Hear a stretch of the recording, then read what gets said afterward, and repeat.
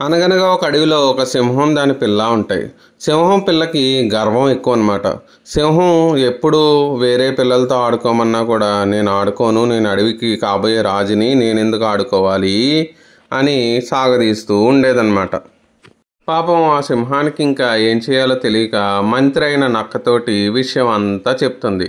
అది విన్న నక్క ఒక ఉపాయం చెప్తుందనమాట. ఆ ఉపాయం ఏంటంటే, రేపు యువరాజు పుట్టినరోజు కాబట్టి అడవిలో ఉన్న పిల్లలందరూ వచ్చి ఆటల పోటీల్లో పాల్గొనాలి అని చెప్తుందనమాట. అయితే నక్క పిల్ల దగ్గరికి వెళ్ళి ఇలా అంటుంది, నువ్వు రేపు పోటీల్లో పాల్గొనాలి, లేదంటే నీకు ఏమీ రాదని ఊళ్ళో పిల్లలందరూ అనుకుంటారు అంటుంది. అది విన్న ఆ సింహం పిల్ల సరే అని ఒప్పుకుంటుందన్నమాట. మరుసటి రోజు పోటీలన్నీ చాలా బాగా జరుగుతాయి. ఆ పోటీల్లో పాల్గొన్న యువరాజు చాలా బాగా ఆడుకుని అందరితోనూ చాలా స్నేహంగా మెలుగుతాడనమాట. అది చూసిన ఆ పిల్లకి నాకు రోజు ఆడుకోవాలని ఉంది అనుకుని దాని తల్లి దగ్గరికి వెళ్ళి, అమ్మ నేను రోజు ఆడుకుంటానమ్మా, నాకు రోజు ఇలాగే ఫ్రెండ్స్ని తీసుకురా అని చెప్తుంది. అది విన్న సింహం, చూసావా, నేను ముందుగా చెప్తే నేను యువరాజుని అని గర్వానికి పోయావు. గర్వంగా ఉంటే చుట్టుపక్కల వాళ్ళ ప్రేమని ఆప్యాయతని పొందలేవు అని చెప్తుందనమాట. కథ కంచికి మనం ఇంటికి. అనగనగా ఒక అడవిలో ఒక తేలు ఒకసారి నది దాటవలసి వస్తుందన్నమాట. అలా అది ఎలా దాటాలా అని ఆలోచిస్తూ ఉంటుంది. ఈలోపు అక్కడికి ఒక తాబేలు వస్తుందన్నమాట. దాన్ని చూసిన తేలు, తాబేలు బావా నన్ను కొంచెం నీ వీపు మీద ఎక్కించుకుని అవతల ఒడ్డుకు తీసుకెళ్ళవా అని అడుగుతుందన్నమాట. దానికి తాబేలు సరే అని చెప్పి తీసుకెళ్తూ ఉంటుంది. అలా తీసుకెళ్తున్నప్పుడు ఆ తేలు ఆ తాబేలుని మధ్యలో కుడుతూ ఉంటుంది. 3-4 సార్లు ఓర్చుకున్న ఆ తాబేలు, ఎందుకు బావా నన్ను అలా కుడుతున్నావు అంటే, కుట్టడం నా నైజం బావా, నీకు ఆ మాత్రం తెలియదా అని అడుగుతుంది. అప్పుడు వెంటనే తాబేలు, అవునా, నీకు కుట్టడం నైజం అయితే నాకు మధ్యలో నీళ్ళలో మునగడం నైజం అని ఒక్కసారిగా బుడుంగుమని ములుగుతుంది. దాంతో ఆ తేలు ఆ నీళ్ళల్లో కొట్టుకుపోయి చచ్చిపోతుంది అనమాట. మనకి సాయం చేసిన వాళ్ళకి మనం ఎప్పుడూ అపకారం చేయకూడదు, ఓకేనా? అనగనగా ఒక అడవిలో ఒక కోతి ఉండేదన్నమాట. అది పసరు మూలికలతో అన్నిటికీ వైద్యం చేస్తూ ఉండేది. అలాగే అదే అడవిలో ఇంకొక ఎలుగుబంటి కూడా వైద్యం చేస్తూ ఉంటుంది. అయితే కోతి దగ్గరికే చాలా జంతువులు వచ్చి వైద్యం చేయించుకుంటూ ఉంటాయన్నమాట. పాపం ఎలుగుబంటి దగ్గరికి చాలా తక్కువ జంతువులు వెళ్ళి వైద్యం చేయించుకుంటూ ఉంటాయి. ఆ విషయం గమనించిన ఎలుగుబంటి ఒకసారి అడవిలో మూలికల కోసం వెళ్ళినప్పుడు కోతిని చూసి, కోతి నీ దగ్గరికి ఎందుకు జంతువులన్నీ వైద్యం చేయించుకోవడానికి వస్తున్నాయి, నా దగ్గరికి ఎందుకు రావట్లేదు అంటే, నేను వచ్చి ఒకసారి నీ వైద్యం చూస్తే కానీ ఆ విషయం నేను చెప్పలేను అంటుంది. సరే అని రమ్మంటుంది అనమాట.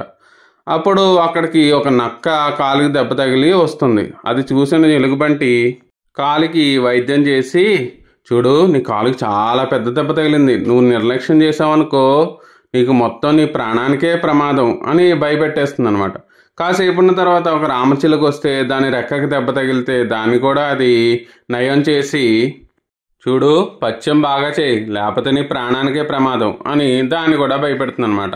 విషయం మొత్తం తెలుసుకున్న కోతి, చూడు, నువ్వు వాళ్ళకి వైద్యంతో పాటు ధైర్యాన్ని కూడా ఇవ్వాలి. నీ మాటలతో వాళ్ళని భయపెట్టేస్తే ఇంకోసారి వైద్యం చేయించుకోవడానికి ఎవరు వస్తారు చెప్పు? అందుకే నా మాటలు బాగుంటాయి కాబట్టి నా దగ్గరికి చాలామంది నా మీద నమ్మకంతో వస్తున్నారు. నువ్వు కూడా నాలాగా ప్రయత్నించు, నీకు మంచిగా బోల్డ్ మంది వస్తారు వైద్యం చేయించుకోవడానికి అని చెప్తుందనమాట. విషయాన్ని అర్థం చేసుకున్న ఎలుగుబంటి కూడా కోతి పద్ధతిని పాటించగానే కొన్నాళ్ళకి దాని దగ్గర కూడా బోల్డ్ మంది వస్తారు. అది చూసి ఎలుగు చాలా సంతోషిస్తుంది. అనగనగా ఒక రైతు దగ్గర ఒక కుక్క ఉంటుంది. ఆ కుక్క అంటే రైతుకు చాలా ఇష్టం. అలాగే కుక్కకు కూడా రైతు అంటే చాలా ఇష్టం. ఇది ఇలా ఉండగా ఒకరోజు రైతు పొలం నుంచి వస్తూ ఉండగా ఒక బాతు గాయపడి ఉండడం చూస్తాడనమాట. జాగ్రత్తగా దాన్ని చేరదీసి దాని గాయానికి కట్టుకట్టి దాన్ని కూడా కుక్కతో పాటు పెంచుకుందాం అని ఇంటికి తీసుకొస్తాడు. కానీ అది చూసిన కుక్క చాలా ఈర్ష్యపడుతుంది. కాబట్టి దానికి లేనిపోని మాటలు చెప్తూ, రైతుకి ఒక కొడుకున్నాడు, ఆ కొడుక్కి బాతు మాంసం అంటే చాలా ఇష్టం, అందుకే నిన్ను తీసుకొచ్చాడు. నిన్ను బాగా మేపి ఆ కొడుక్కి నిన్ను మాంసం చేసి కూర వండేస్తాడు అని చెప్తుంది. అది విన్న బాతు చాలా భయపడిపోయి రాత్రికి రాత్రే అక్కడి నుంచి పారిపోతుంది అన్నమాట. పాపం బాతు కనపడకపోయేటప్పటికి రైతు చాలా బాధపడతాడు. విషయం తెలియక రైతు మామూలుగా రోజులాగా మళ్ళీ పొలం వెళ్తాడనమాట. మళ్ళీ పొలం దగ్గర బాతు కనిపిస్తుంది. అదేంటి, ఏమైంది, ఎందుకు పారిపోయావు అని అడుగుతాడు రైతు. దానికి బాతు జరిగిందంతా చెప్తుంది. అది విన్న రైతు ఎలాగైనా కుక్కకు బుద్ధి చెప్పాలని ఇంటికొచ్చి కుక్కని ఒక తాడుతో కట్టేస్తాడనమాట. అది కదలకుండా కట్టేసి ఒక కత్తి తీసి దాని ముందే నూరుతూ ఉంటాడు. కుక్కకి చాలా భయం వేస్తూ ఉంటుంది, ఏం జరుగుతుందో తెలియదు. అలా భయపడుతూ ఉన్న కుక్కని చూసిన రైతు ఇంకా భయపెట్టాలని చెప్పి,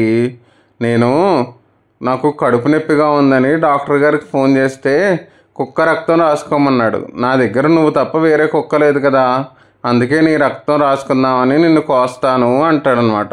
కుక్క ఇంకా భయపడిపోతూ ఉంటుంది. అది చూసిన రైతు హహహా అని పగపగా నవ్వేసి, చూసావా భయం ఎంత చెడ్డదో, పాపం నువ్వు బాతును భయపెట్టినప్పుడు అది కూడా ఇలానే భయపడి ఉంటుంది. నీకు ఆ బాధ తెలియాలనే ఇలా చేశాను. నువ్వు నాకు ఇష్టమే, అలాగే బాతు కూడా ఇష్టమే. బాతు ఏమో చేపలను పడుతుంది, నువ్వేమో ఇంటికి కాపలా కాస్తావు. నాకు ఇద్దరు కావాలి, నేను ఇద్దరిని బాగా చూసుకుంటాను. ఒకళ్ళని ఎక్కువ ఒకళ్ళని తక్కువ చేసి ఎప్పుడూ చూడను అని రెండింటినీ ప్రేమగా దగ్గరికి తీసుకుంటాడు. కథ కంచికి మనం ఇంటికి.